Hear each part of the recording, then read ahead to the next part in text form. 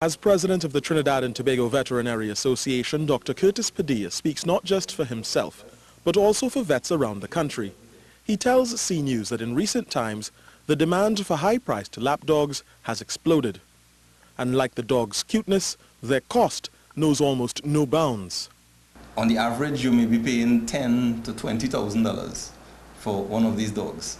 But even at such exorbitant prices, sometimes these pets never become the family treasures they were purchased to be. In fact, we've had several reports of them dying within a couple of days of being acquired.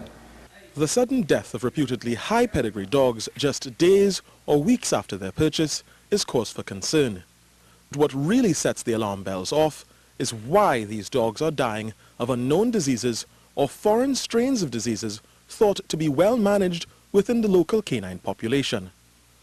The question then is, how are these exotic dogs suffering the ill effects of diseases that don't seem to be troubling other dogs as much?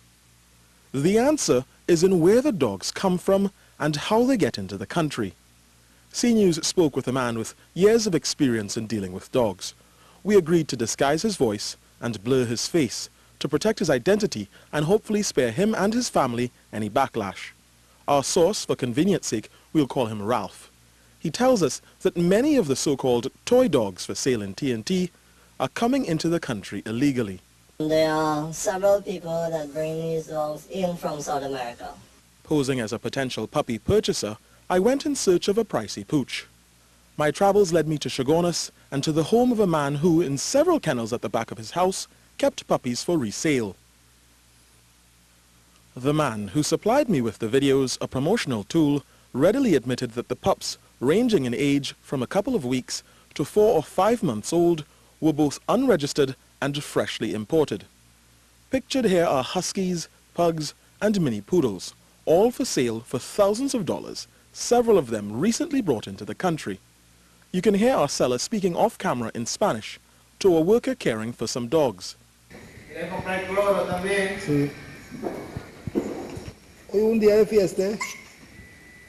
These dogs and others like them are being shipped in illegally from South America. And they're not coming to TNT alone.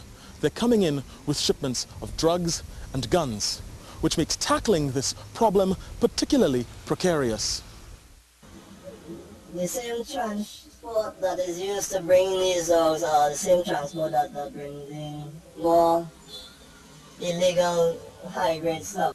It seems sensational, but the opinion that dogs are accompanying shipments of drugs and weapons coming into the country is shared by Dr. Padilla.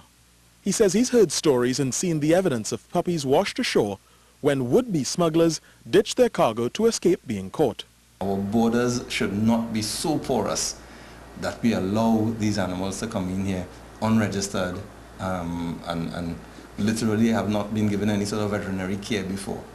He's calling for tighter control of our borders, not just because smuggled dogs pose a threat to the canine population, but because diseases they might bring with them could have serious ramifications for human health, the economy, and TNT's wildlife at large.